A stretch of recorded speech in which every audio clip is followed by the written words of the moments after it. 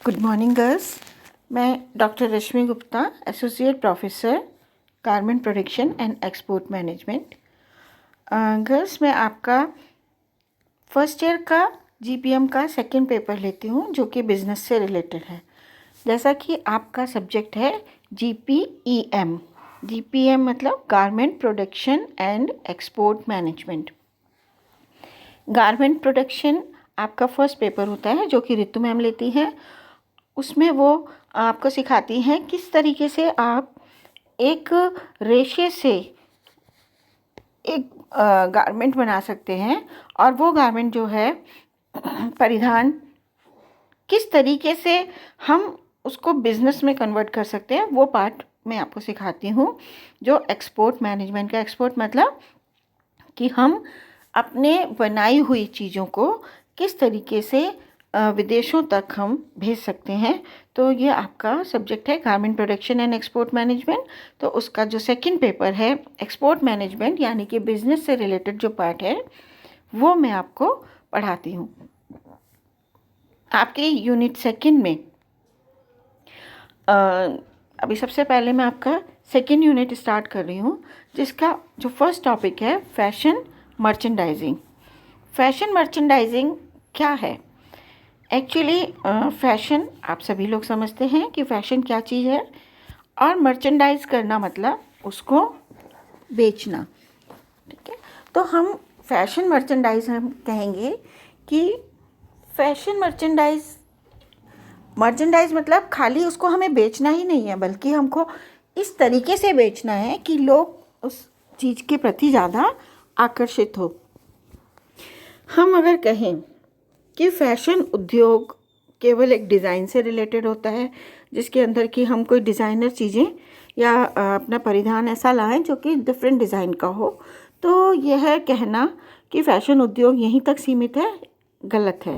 क्योंकि फ़ैशन उद्योग के अंदर न केवल आपकी डिज़ाइनिंग, बल्कि हम एक उसको हम रिटेल शोरूम से बेचकर ब्रांडेड बनाने तक में बहुत बड़ा हम एक व्यवसाय बना सकते हैं। एक डिज़ाइनर ना केवल एक मैनेजर की तरह बल्कि एक उत्पादक की तरह भी कार्य करता है। वो अपनी एक टीम का, एक बहुत बड़ी टीम का स्वतंत्र रूप से एक हिस्सा भी बन सकता है। और एक डिज़ाइनर जो है वो न केवल एक खाली डिज़ाइन तक सीमित है, बल्कि वो उसको बनाने के बाद उसको मर्चेंडाइज भी कर रहा है, उसको दूर रिटेलर्स के पास या फिर दूसरी शॉप्स पे या विदेशों में एक्सपोर्ट करना, उसके बहुत सारे और भी कार्य होते हैं। फैशन को मैंने जैसा आपको बताया कि हम इसको केवल डिज़ाइन तक ही सीमित नहीं रखते हैं, इसमें बहुत सारी चीज़ें आती हैं फैशन उद्योग में, जैसे कि हम पूर्वानुमान लगाना कि कौन सा डिज़ाइन फ्यूचर में आएगा। हम खाली ये नहीं कह सकते कि हमें जिस तरीके से आपको मैं एक एग्ज़ाम्पल दूं कि मान लीजिए बीच में लेगिंग्स का फैशन था, तो अगर कोई भी उत्पादक या डिज़ाइनर बिना सोचे समझे लेगिंग्स का ही उत्पादन कर दे, तो क्या वो बिकेगा? नहीं, क्योंकि अब शैली दूसरी आ रही है, लोग उस चीज़ से बोर हो चुके हैं। फैशन एक ऐसी चीज़ है जो कि बहुत लंबे समय तक नहीं चलती है, वो बहुत जल्दी उसमें परिवर्तन आता है। तो डिज़ाइनर्स जो होते हैं उसके अलावा इनका कार्य क्या होता है? डिज़ाइन के अलावा एक तो पूर्वानुमान करना कि कौन सी शैली आगे पसंद की जाएगी, किस तरह का हमें डिज़ाइन चेंज करना है कि लोगों के द्वारा पसंद किया जाएगा। फिर उसके हिसाब से डिज़ाइन को प्रोडक्ट को बनाना अपना कोई पुराने बने हुए डिज़ाइन में ही थोड़ा सा चेंज करके कोई नया चीज़ बनाना, फिर उसको बेचना। उसके अलावा उसकी ब्रांडिंग करना, ये सब जो है उसका विज्ञापन करना, इसमें ही बहुत सारी चीज़ें एक साथ एक प्रोडक्ट के साथ जुड़ जाती हैं। और ये एक तरीके से अगर हम कहें तो पूरे दुनिया भर में इन्होंने करीब बहु अरब डॉलर का व्यापार शुरू इसके फैशन की वजह से होता है, और इसकी वजह से कई लाखों लोगों को पूरी दुनिया भर में रोज़गार मिलता है। अब मैं आपको समझाऊंगी कि मर्चेंडाइजिंग क्या होता है। अगर आप कभी किसी एक स्टोर में जाते हैं, आजकल तो मॉल्स इतने सारे हो गए हैं, तो बच्चे मॉल्स में जाते हैं, या कोई भी एक स्टोर में अगर आप जाते हैं और वहाँ पर आपको कोई एरिया ऐसा लगता है जो कि बहुत आकर्षित हो रहा, जिसकी तरफ आप अपने आप खींचे चले जाते हैं, कुछ आकर्षण है उस जगह, वहाँ पर कुछ ना कुछ ऐसा डिस्प्ले किया होता है, या फिर उसकी कॉस्टिंग भी साथ में लिखी होती है, तो या फिर कोई वहाँ पे सेल का एक टैग लगा होता है जो आपको उस तरफ जाने को मजबूर कर देता है। तो यह जो चीज़ जो आपको उस एरिया तक जाने के लिए मजबूर कर रही है, यही फैशन मर्चेंडाइजिंग कहलाती है। इसके लिए जो उत्पादक होते हैं या जो शॉपकीपर्स होते हैं, वो वस्तुओं को अपनी इस तरीके से रखते हैं कि लोग उस तरफ ज़्यादा से ज़्यादा आकर्षित हों, और यह एक तरीके से उत्पाद को ज़्यादा उसकी बिक्री को बढ़ावा देता है। तो मैं आशा करती हूँ आप समझ गए होंगे कि मर्चेंडाइजिंग क्या है। मर्चेंडाइजिंग वो नियोजन है किसी भी वस्तु को सेल करने का, बिक्री करने का, जिसकी वजह से लोग आकर्षित होकर उसको ज़्यादा से ज़्यादा खरीदने के लिए उसके लिए मजबूर होते हैं। इसके लिए वो कुछ गिफ्ट हैम्पर्स भी रख सकते हैं, सेल भी लगा सकते हैं, या उसको आकर्षक तरीके से उसको सजा भी सकते हैं। तो ये जो मर्चेंडाइजिंग है वो उत्पाद को, उसकी बिक्री को बढ़ाने के लिए है, चाहे वो ऑनलाइन हो रही हो या फिर स्टोर में जाके हो रही हो। ऑनलाइन भी अगर आप देखें तो उसमें फिर डिस्काउंट लिखा आ जाता है, या उसके साथ कुछ दूसरी चीज़ आपको मिल जाती है, तो आप इस चीज़ के कारण उस चीज़ को खरीदने के लिए आकर्षित हो जाते हो। तो हम कहेंगे कि फैशन मर्चेंडाइजिंग एक ऐसी योजना है जिसके द्वारा, ऐसी क्रिया है कि हमारी शैली जो है, फैशन की शैली, हमारे परिधान ज़्यादा से ज़्यादा लोग खरीदने के लिए आतुर होते हैं। अब है फैशन मर्चेंडाइज़र। जैसे मर्चेंडाइजिंग है, तो मर्चेंडाइज़र कौन है? मर्चेंडाइज़र वो होते हैं जो कि इस प्रक्रिया को कर रहे हैं। तो फैशन मर्चेंडाइजिंग में जो भी इसको कर रहे हैं, जो भी मतलब इसको सजा रहे हैं या अपनी गिफ्ट रख रहे हैं या डिस्काउंट रख रहे हैं, जो भी व्यक्ति इनका प्रबंधन करता है वो फैशन मर्चेंडाइज़र कहलाता है। अब फैशन मर्चेंडाइज़र को हम ये नहीं कहेंगे कि वो एक डिज़ाइनर है, क्योंकि वो डिज़ाइन तो नहीं कर रहा है, लेकिन वो डिज़ाइनर के बहुत करीब रहता है और उसको हर उस डिज़ाइन से रिलेटेड सारी उसकी खूबियाँ पता होती है। उसको ये भी पता होता है इस डिज़ाइन में क्या कमी है, उस चीज़ को छुपाते हुए वो उस चीज़ में आकर्षक इस तरीके से उसका डिस्प्ले करेगा कि वो कमी छुप जाएगी और उसके जो अच्छाई है वो ज़्यादा अच्छी नज़र आएगी। और वो उसके साथ कुछ ना कुछ ऐसा टैग लगाएगा या लोगों से, कस्टमर से इस तरीके से बातचीत करेगा कि लोग उस चीज़ के लिए खरीदने के लिए ज़्यादा आकर्षित होंगे। एक तरीके से हम कह सकते हैं कि जितना ज़्यादा महत्वपूर्ण किसी डिज़ाइन को डिज़ाइन करना है, कोई भी शैली को जब हम डिज़ाइन करते हैं, वो जितना इम्पॉर्टेंट है, उससे भी ज़्यादा इम्पॉर्टेंट क्या है? उसको बेचना। क्योंकि वो लोगों तक पहुंचनी चाहिए शैली, विज्ञापन के द्वारा पहुंचे या फिर उसको किसी भी तरीके से लोगों तक पहुंचाना है। तो ये काम कौन करता है? फैशन मर्चेंडाइज़र करता है। तो फैशन मर्चेंडाइज़र का काम बहुत चुनौतीपूर्ण होता है और इसके लिए उसे स्पेशल इसका अनुभव लेना पड़ता है। इसके लिए अलग से कोर्सेज होते हैं जो उनको करने पड़ते हैं। और ये जो मर्चेंडाइजर्स होते हैं, इनकी फ़ैशन के ऊपर पर्याप्त पकड़ भी होनी ज़रूरी है। अगर उनकी पकड़ अच्छी होगी तभी वो उसको समझ पाएंगे और लोगों तक समझा पाएंगे। फैशन मर्चेंडाइजर्स के बहुत सारे कार्य होते हैं जो कि उनको करने होते हैं। पहला है कि रिटेल स्टोर में, जो हम स्टोर देखते हैं जहाँ पे भी हम जाते हैं दुकानों पे, वहाँ पर जो भी आपके स्टोर्स में कपड़े रखे गए हैं उनको देखना कि ये प्रॉपरली रखे हैं या नहीं है, और उसके साथ उनकी एसेसरीज़ भी रखना। एसेसरीज़ में क्या क्या आ जाता है? एसेसरीज़ मतलब आप कपड़ों के साथ, खाली कपड़े तो आप नहीं पहनते ना, उसके साथ मान लो आपने जूते पहने, चप्पल पहनी, आपने स्कार्फ बांधा, आपने घड़ी पहनी, गॉगल्स पहने, या आपने कानों में पहना, माला पहनी, ये सब क्या कहलाता है? चूड़ियाँ पहनी, अंगूठी पहनी, ये सब कुछ एसेसरीज़ कहलाती हैं। तो ना केवल कपड़े परिधान बल्कि उनके साथ एसेसरीज़ को भी वहाँ पर रखना। फिर फैशन ट्रेंड की भविष्यवाणी करना। जैसे मैंने आपको बताया कि पहले से ही भविष्यवाणी करनी पड़ती है, इसके लिए सर्वे किए जाते हैं। उन सर्वे से उनको पता चलता है कि लोग, कौन सी एज के लोग कौन से कलर को पसंद कर रहे हैं, किस तरह के डिज़ाइंस को ज़्यादा पसंद कर रहे हैं, किस डिज़ाइन को बिल्कुल नहीं पसंद कर रहे हैं। तो उस हिसाब से वो एक सर्वे के हिसाब से फिर शैली का निर्माण करते हैं। तो पहले से ही भविष्यवाणी कर देते हैं कि जो आगे लोगों को ये चीज़ पसंद आएगी। तो जो डिज़ाइनर होता है उस भविष्यवाणी के आधार पर ही नई शैली का निर्माण करता है। तो ये भविष्यवाणी भी पूर्वानुमान करना फैशन मर्चेंडाइज़र का ही काम होता है।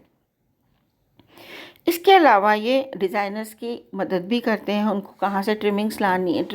ट्रिम्स मतलब कि जैसे हम कोई भी कपड़ा बन गया, लेकिन उस कपड़े बनने के बाद जो भी चीज़ उस पर अलग से लगाई जाती है, जैसे बटन लगाया, चेन लगाई, टैग लगाया, कोई भी मोटिफ लगाया ऊपर डेकोरेशन के लिए, कोई भी फूल वगैरह लगाया, जिप लगाई, या ये सब चीज़ें क्या होती हैं? ये ट्रिम्स कहलाती हैं।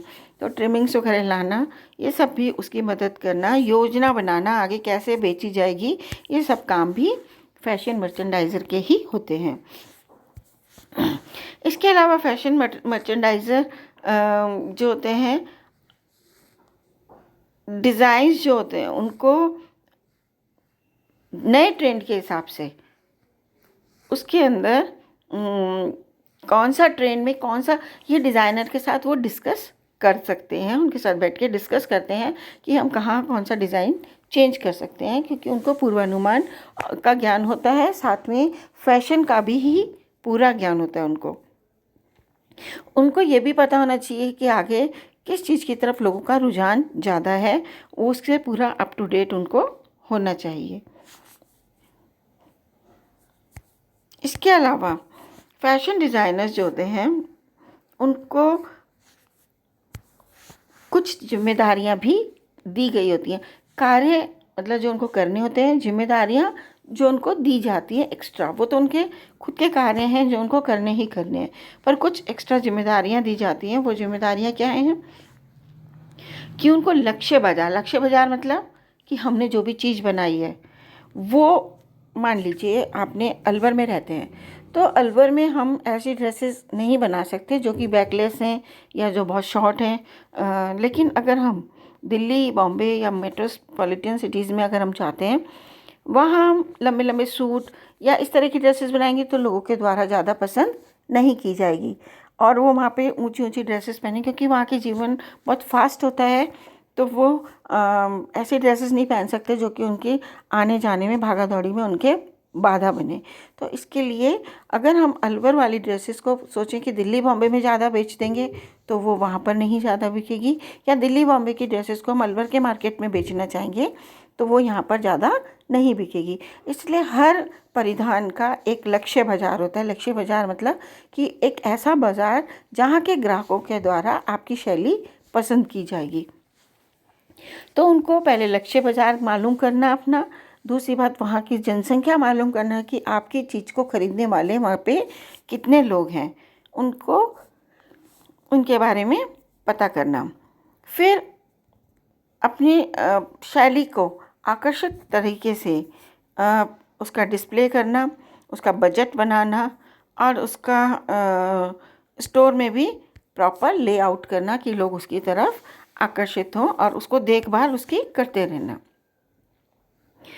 मैंने जैसे बताया था कि एसेसरीज़ भी साथ में रखते हैं, तो उनमें सहायक उपकरण जैसे जूते, चप्पल, मोजे, हैट, गॉगल्स, स्कार्फ, घड़ी, ये सब भी वो उसके साथ उससे मैचिंग के साथ में रख सकते हैं। पर्स, ये भी एक तरीके से आकर्षण का केंद्र हो जाते हैं जब आपको एक ड्रेस के साथ पूरी चीज़ें वहीं पे मिल जाती हैं। साथ में इसको विज्ञापन करना, कि किस तरीके से हम विज्ञापन करें कि लोग ज़्यादा आकर्षित हों, या अन्य विभागों के साथ मिलकर काम करना जिससे कि इनकी सेल ज़्यादा से ज़्यादा हो।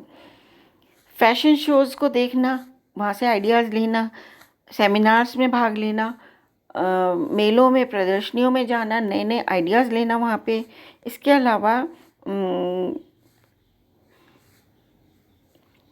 सेल्स मैनेजर से ग्राहक की प्रतिक्रिया के बारे में जानकारी लेना, कि दुकानदारों को भी हम जाते हैं तो हम जाके जैसे जनरली बोल देते हैं कि ये ठीक नहीं है भैया, इसकी बजाय आप ऐसा कलर दिखा दो, या आप इस साइज़ के होते तो ठीक था, या कुछ भी हम अपने विचार दुकानदार के सामने बोल देते हैं। तो उनसे जानकारी लेना कि लोग ज़्यादातर क्या नेगेटिव और क्या पॉजिटिव कमेंट्स देते हैं। और वहाँ पे भी विजुअल डिस्प्ले मतलब कि दिखा के जो भी डिस्प्ले किया जा रहा है उनके बारे में जानकारी लेना और उनको देखना, ये सब उसकी जिम्मेदारियाँ होती हैं। हम कह सकते हैं कि फैशन मर्चेंडाइज़र जो है उसके जो डिफरेंट काम हैं, वो हमने जो कार्य देखे थे उसके आधार पर उसके सारे कार्यों को हम 3 भागों में बांट सकते हैं। पहला है फैशन ट्रेंड विश्लेषण और फोरकास्टिंग। जैसा मैंने आपको बताया था कि उनको ट्रेंड देखना कि कौन सा शैली को लोग पसंद कर रहे हैं, और उसकी फोरकास्टिंग या उसका पूर्वानुमान करना कि क्या चीज़ उसमें क्या चीज़ पसंद की जाएगी। ऐसा करने के लिए वो फैशन समाचार देखते हैं, फैशन शोज़ में भाग लेते हैं और उन डिज़ाइनर्स के साथ नियमित रूप से संवाद करते रहते हैं। तो इनमें क्या है, फैशन व्यापारी जो होते हैं वो सभी मौसम के हिसाब से कौन सा उत्पाद बिकेगा, कौन सा नहीं बिकेगा, इसके बारे में भी वो पहले से ही अनुमान लगा लेते हैं। दूसरा जो उनका कार्य है वो है फैशन का निर्माण और संचालन मूल्य प्रबंधन।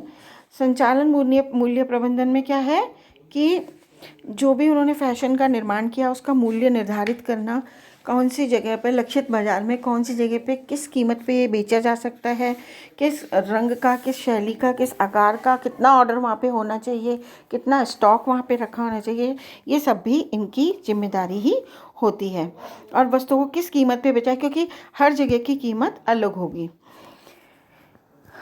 फैशन व्यापारी को ये भी निर्धारित करना होता है कि दुकानें जो, क्योंकि मान लीजिए कि एक ही तरह की ड्रेसेस कई दुकानों पे हैं, एरिया वाइज हैं, जैसे हमारे मान लीजिए स्की मार्ट में अलग है, सोनावा में अलग है, या कहीं और अलग, तो हर जगह के क्योंकि ग्राहक अलग होंगे, उनकी पसंद अलग होगी, इसलिए वहाँ की ड्रेसेस, उनके परिधान, उनकी शैलियाँ भी अलग अलग रखी जाएगी। मैंने जैसे आपको पहले बताया कि लक्षित बाजार जैसा होता है उसके आधार पर ही परिधान वहाँ पर रखे जाते हैं, तो लक्ष्य के आधार पर ही परिधान को वहाँ पे रखा जाए।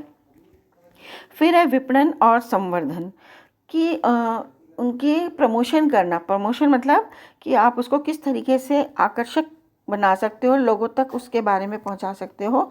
इसके लिए आपको उसमें चाहे विज्ञापन करने हो, चाहे सेल लगानी हो, चाहे आप उसके साथ कोई गिफ्ट दे रहे हो, किसी भी तरीके से उसका प्रमोशन करना ताकि लोग ज़्यादा से ज़्यादा उसकी तरफ आकर्षित हों। अब इसके अलावा कुछ विपणन ये फैशन मर्चेंडाइजर्स के कुछ अधिकार भी होते हैं, उनके राइट्स भी होते हैं, जिनको 6 R's के नाम से आप याद कर सकते हैं। पहला है राइट मर्चेंडाइज। राइट मतलब कि लक्ष्य बाजार के आधार पर जो वहाँ की ज़रूरत है उसी चीज़ को स्टॉक वहाँ पे किया जाए। राइट प्लेस मतलब कि ऐसी जगह पे रखा जाए कि जहाँ लोगों को पहुँचना आसान हो। ऐसा नहीं है कि हमारी शॉप ऐसी जगह है जहाँ हर व्यक्ति आसानी से नहीं पहुँच सकता, तो हमारे सेल करना थोड़ा मुश्किल हो जाएगा। सही समय पर या एट राइट टाइम, मतलब कि जो मौसम है उस मौसम के अनुसार उसी चीज़ को वहाँ पर लगाया जाए। ऐसा नहीं कि सर्दी का मौसम है तो हम गर्मियों के कपड़े रख रहे हैं, या फिर जिस मौसम के अनुसार ज़रूरत है उसी के आधार पर रखा जाए।